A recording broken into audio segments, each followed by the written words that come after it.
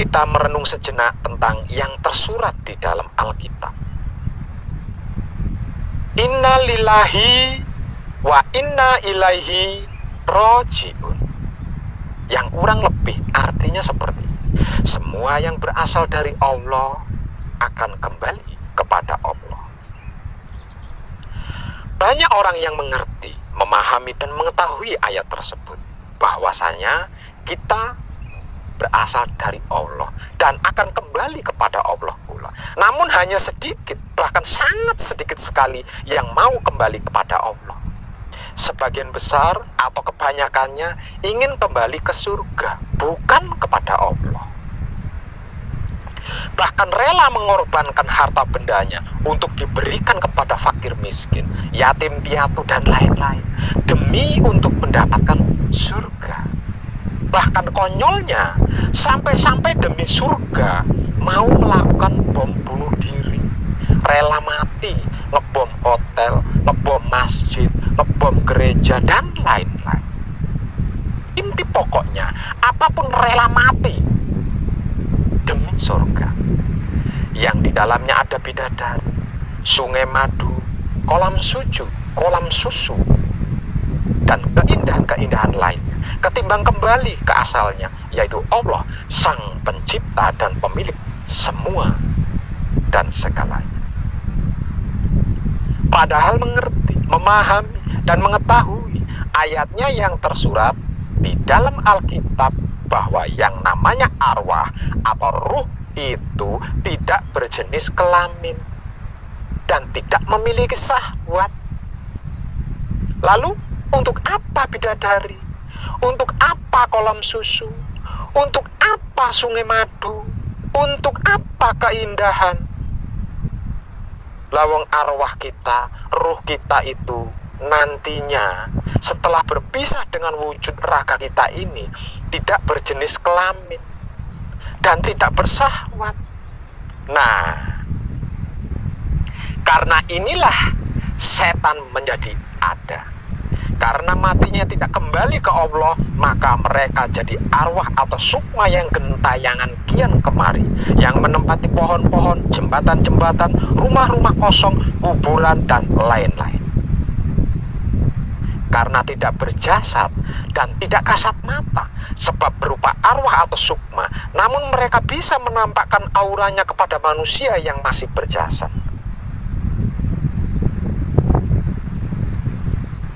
Disebutlah mereka sebagai setan, padahal itu adalah saudara atau bahkan mungkin keluarga kita sendiri, tapi kita tega menamainya sebagai setan.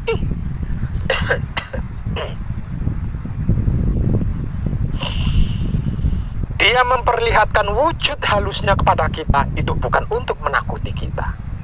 Sebenarnya bukan untuk menakut-nakuti kita, melainkan untuk memohon bantuan kepada kita agar dia bisa mencapai kesempurnaan di dalam kematiannya. Karena dia sudah tidak berjasad atau bertubuh, maka dia terputus dari segala bentuk pelajaran yang mengarah kembali ke hadiratullah. Sebab itu mereka terkadang menampakkan diri kepada kita. Karena saking tersiksanya di alam arwah atau sukma itu, karena di sana tidak ada keindahan, yang ada hanya kehampaan yang tidak pasti.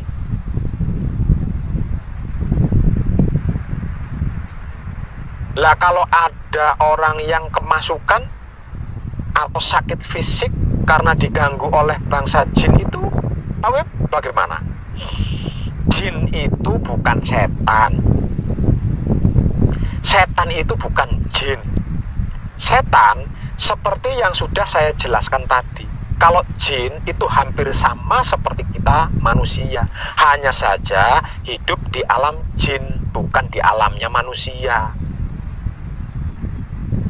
Di dalam Alkitab tersurat sebuah ayat, tidak aku ciptakan jin dan manusia, melainkan untuk beribadah kepadaku.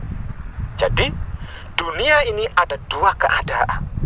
Satu, keadaan tidak kasat mata, yaitu dunianya bangsa jin.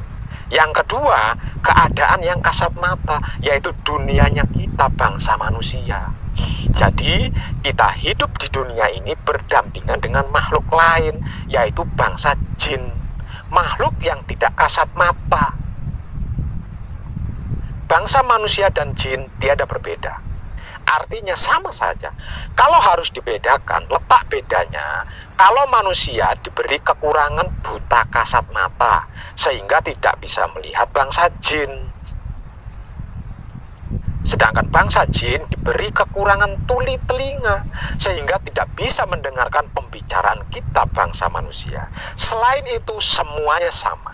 Artinya jika di dunia kita ada rumah, mobil, motor, sekolahan, pesantren, tempat-tempat ibadah, pasar, dan lain-lain, di dunia jin pun sama.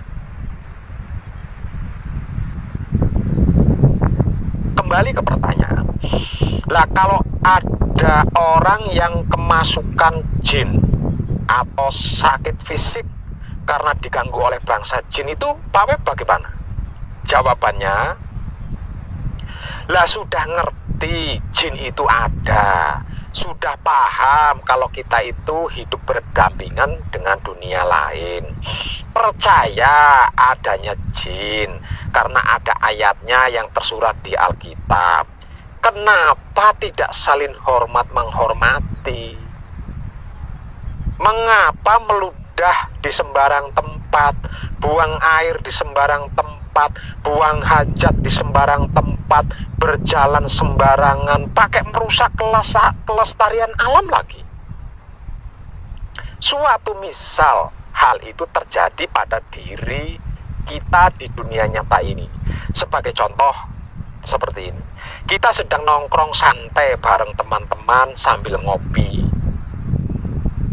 Kemudian tiba-tiba datang seseorang tanpa basa-basi, lalu kencing di tengah-tengah tempat di mana kita sedang nongkrong sambil ngopi bareng teman-teman kita. Coba, apa yang akan kita lakukan?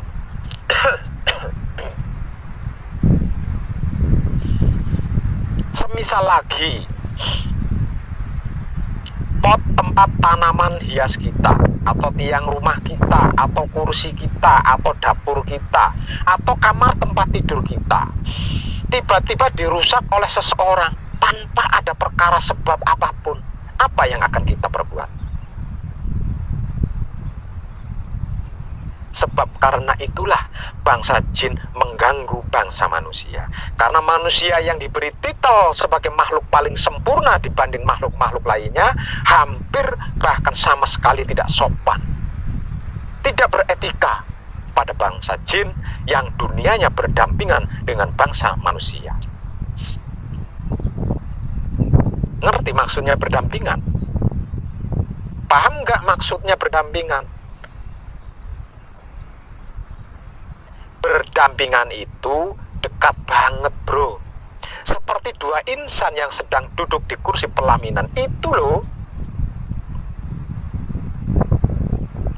Lalu, apakah bangsa jin itu harus disempurnakan, Pak Web? Loh. Yang sering kita sebut setan itu loh yang disempurnakan, bukan jin. Jin punya dunia sendiri, punya kehidupan sendiri, dan punya hukum sendiri. Karena yang kita sebut setan itu sudah tidak punya jasad lagi, sehingganya dia terputus dari amal dan ibadah dalam bentuk apapun. Jadi tidak bisa belajar apapun lagi di alamnya, tidak bisa lagi mencari kesempurnaan seperti ketika masih berjasad dan tinggal di dunia. Itu yang kita bantu kesempurnaan, bukan bangsa jin. Jangan dikira di dunia jin itu tidak ada pondok pesantren, sekolahan, dan tempat-tempat pendidikan lainnya. Kan tadi sudah saya katakan, kehidupannya sama seperti kita. Apa yang ada di dunia kita, di dunia jin pun juga ada. Malah lebih canggih yang ada di dunia jin daripada yang ada di dunia manusia. Manusia menjalankan motor, mobil, kapal menggunakan BBM. Bangsa jin non BBM, lebih canggih. Lebih canggih mana coba? Hanya saja yang menjarai dunia jin dan dunia manusia adalah buta untuk manusia dan tuli untuk bangsa jin. Itu saja. Kembali ke soal saran saya tadi. Jadi setelah menyaksikan ketersiksaan sebagai setan, tergugahlah untuk membantu proses kematiannya yang tidak sempurna itu, agar supaya tidak menjadi setan lagi. Caranya Pak Web?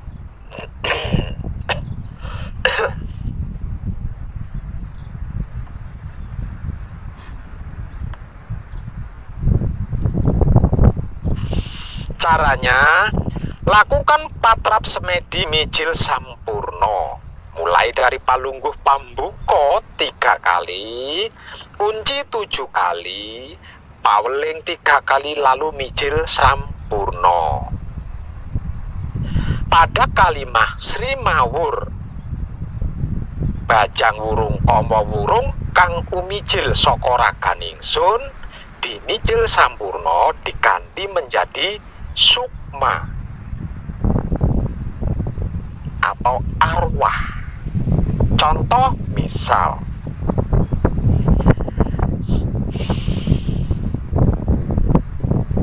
yang disebut setan itu yang disebut setan yang menempati pohon beringin, maka mijil sampurnonya seperti ini.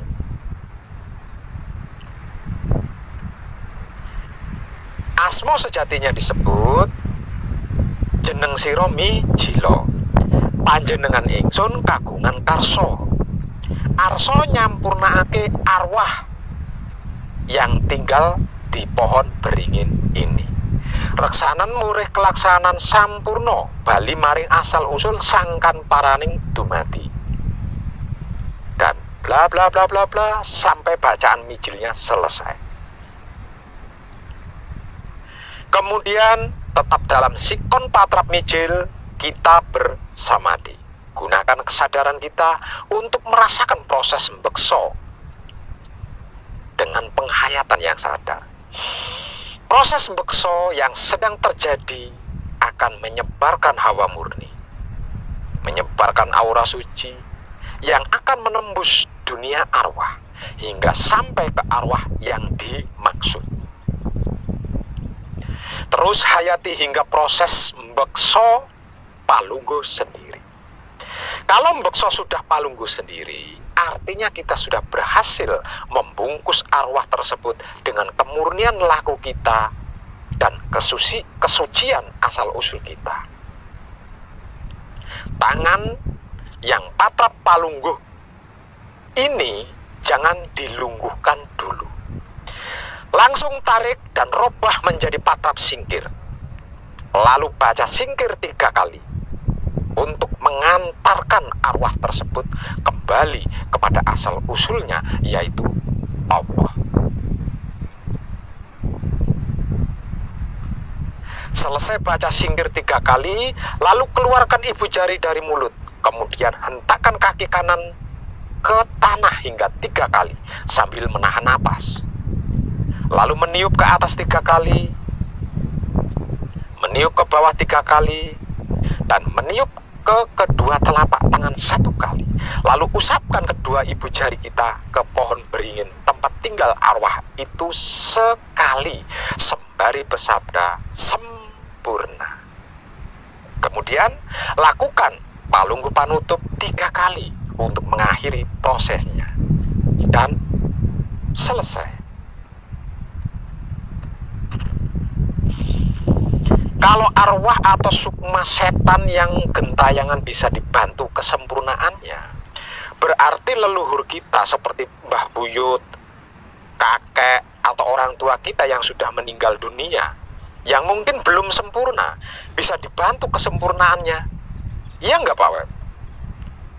Bisa nggak Pak Web? Sangat bisa. Iya, sangat bisa. Dan memang untuk itu salah satu langkah dari laku murni menuju sucinya kita. Caranya apa sama seperti menyempurnakan arwah atau sukma tadi Pak Web? Tidak, caranya tidak sama. Sukma atau arwah gentayangan kan statusnya tidak jelas. Kalau untuk silsilah itu ada sistemnya. Untuk silsilah itu ada sistem otomatis. Artinya jika laku murni menuju sucinya kita sempurna, maka sempurna pula semua dan seluruh leluhur kita hingga 7 keturunan, ke kanan, ke kiri, ke depan, ke belakang, ke atas, dan ke bawah, tanpa melakukan proses penyempurnaan seperti yang saya kabarkan tadi. Namun jika kurang puas dengan sistem otomatis tersebut, maksudnya masih ada kekhawatiran, masih ada keraguan tentang sudah atau belum sempurnanya leluhur kita, maka boleh dan bisa dilakukan patrap penyempurnaan bagi leluhur kita. Caranya tidak sama dengan caranya menyempurnakan arwah atau sukma orang lain yang bukan silsilah kita. Kalau silsilah kita itu kan jelas statusnya, jelas sejarahnya, dan ada kuburannya, jadi ada ritualnya. Seperti apa? Begini, sediakan kembang atau bunga setaman, minimal 7 jenis bunga atau kembang, sebagai filosofi lapisan lahir batinnya manusia hidup. Lalu letakkan bunga atau kembang tersebut ke sebuah wadah, seperti teko misalnya, atau ceret atau kendi. Lalu beri air putih murni, maksudnya belum direbus, langsung ambil dari sumur atau sungai, hingga separuh wadah. Misalnya wadahnya kendi, berarti airnya setengah kendi. Kalau wadahnya teko atau ceret, berarti airnya setengah teko atau setengah ceret. Sebagai filosofi kehidupan seorang manusia yang belum mencapai kesempurnaan hidup. Lalu beri minyak wangi non-alkohol sebanyak 7 gram atau 1 botol ukuran minyak wangi non-alkohol. Lalu lakukan patrap mijil sampurno dari awal hingga akhir.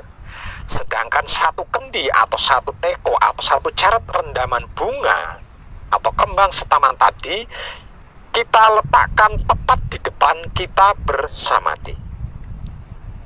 Kemudian kita patrap.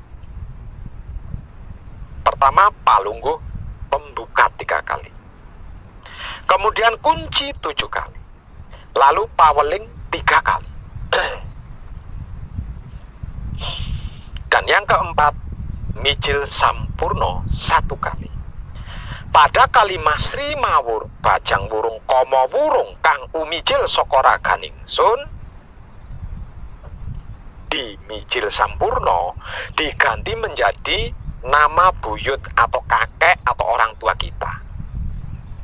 Semisal buyut kita bernama Badawi Sejahtera, maka kalimah Sri Mawur Bajang Wurung Komo Wurung kang umijil sokora ganingsun diganti menjadi Badawi Sejahtera.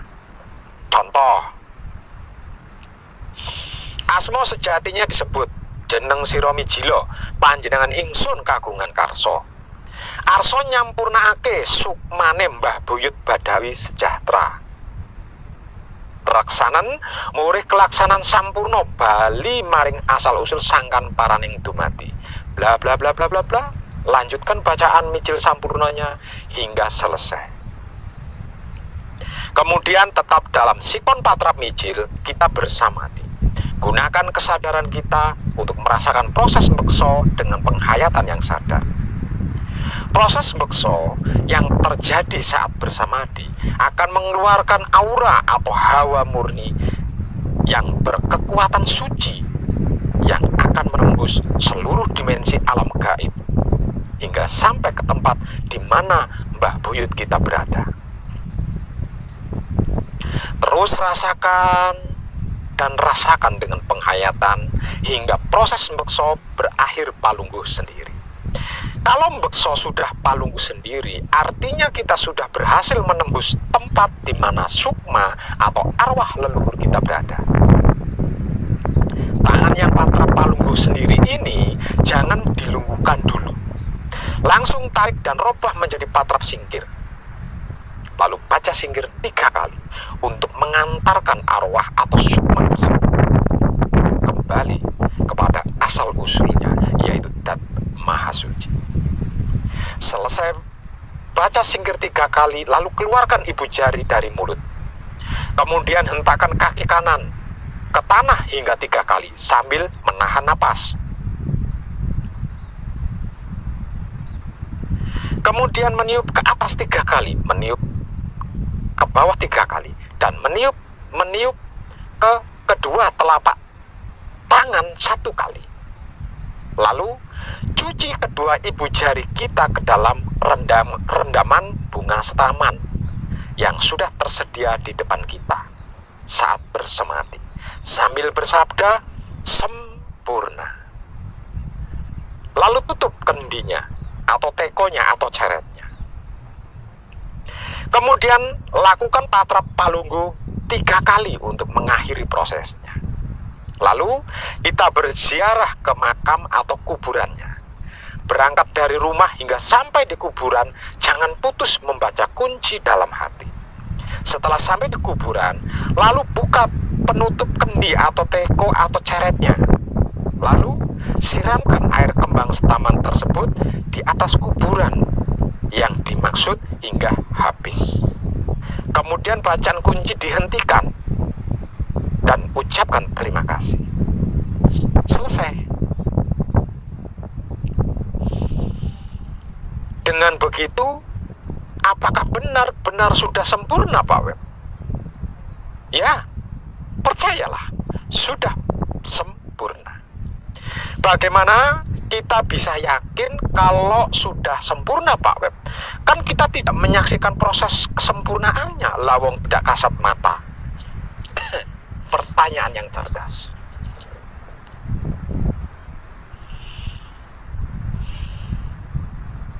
Tapi saya berani pastikan, kalau butuh yang lebih real, agar supaya percaya, yakin, bisa dibuktikan dengan cara ini. Pernah tahu ayam yang disembelih?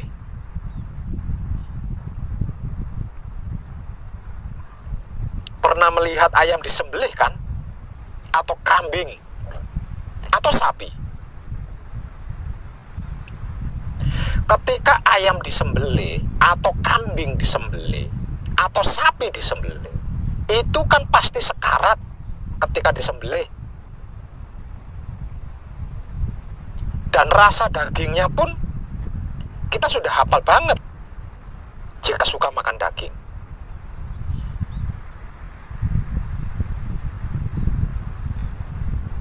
Nah, ambillah seekor ayam atau kambing atau sapi untuk disembelih. Sebelum menyembelih, lakukan patrap mijil sampurno seperti yang sudah saya kabarkan tadi, mulai dari palunggu pembuka 3 kali, kunci 7 kali, paweling 3 kali, dan mijil sampurno 1 kali. Kalimah Sri Mawur Bajang Wurung Koma Wurung kang umicil sokora keningsun diganti menjadi sukmanya ayam, atau sukmanya kambing, atau sukmanya sapi. Setelah selesai bekso, lalu ambil ayamnya atau kambingnya atau sapinya untuk disembelih. Lalu sambil menempelkan pisau atau golok di leher ayam atau kambing atau sapi, bacalah singkir 3 kali. Kemudian sembelihlah ayam tersebut. Selesai disembelih, langsung saja dibersihkan untuk diolah, karena ayam atau kambing atau sapi itu tidak akan mengalami sekarat sedikit pun. Bahkan dimulai dari awal proses penyembelihannya saja sudah menampakkan kebahagiaannya, tidak berontak karena tahu hendak disempurnakan. Setelah dimasak, rasakan ketika memakan dagingnya. Pasti enak, pasti lezat, serta nikmat rasanya. Dan yang pasti tidak akan berakibat kolesterol atau darah tinggi dan penyakit-penyakit lainnya. ayam atau kambing atau sapi itu memberikan ucapan terima kasihnya melalui dagingnya yang diperlukan oleh manusia. Dan itu sudah lebih dari cukup sebagai bukti real dari sebuah kesempurnaan jiwa dan raga makhluk hidup. Bahkan bukan cuma itu saja. Untuk matak aji saja wahyu pancagaib bisa. Asal tahu nama ilmunya dan itu tanpa menebus lelakunya. Seperti puasa atau bertapa misalnya. Misal contoh, saya ingin kebal bacok, kebal senjata. Saya tahu ilmu yang bisa digunakan untuk kebal senjata itu adalah aji karang atau aji brajamusti.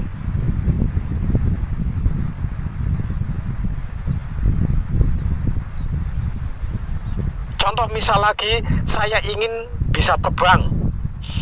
Saya tahu ilmu apa yang bisa digunakan untuk terbang. Tapi saya tidak tahu japa mantranya.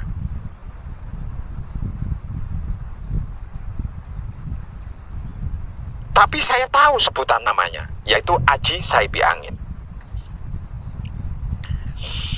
Tinggal ambil saja rasanya kunci, lalu ambil rasanya paweling, kemudian mijil matak.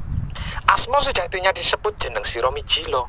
Panjenengan ingsun kagungan karso. Arso matak aji saipi angin atau aji karang atau aji braja mukti. Perlu kangge sebutkan di sini keperluannya matak aji itu untuk apa. Lalu dengan tetap dalam sikon patra mijil kita bersamadi. Maksudnya gunakan kesadaran kita untuk merasakan proses bekso dengan penghayatan yang sadar. Proses bekso yang terjadi saat bersamadi akan memasukkan dan memanunggalkan kekuatan ilmu aji-aji yang kita maksud itu. Lalu silahkan action. Contoh misal lagi, saya ingin bisa menghilang dan saya tahu ilmu apa yang bisa digunakan untuk menghilangkan wujud agar tidak kasat mata, yaitu aji halimunan. Tapi saya tidak memiliki ilmu itu, jadi saya tidak tahu japa mantranya seperti apa.